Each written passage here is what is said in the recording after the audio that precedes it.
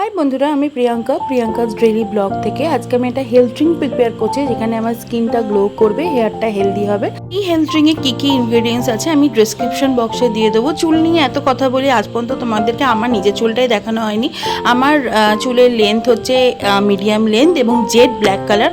আমার চুলে কোনো কালার করালে সেটা থাকে না, কিছুদিনের মধ্যেই সেটা ভ্যানিশ হয়ে যায়। আমি শুধু এইটুকু চাই যে আমার যেটুকু চুল থাকবে সেটাকে যখন আমি ফ্রন্ট করব, লোকে আমাকে দেখে জিজ্ঞেস করবে যে আমি হেয়ারটাকে কীভাবে হেলদি রাখি। আমি আমার চুলের জন্য, স্কিনের জন্য কোনো বাইরের জিনিস ইউজ করি না। আমি সব কিছু ঘরের জিনিস প্রিপেয়ার করি।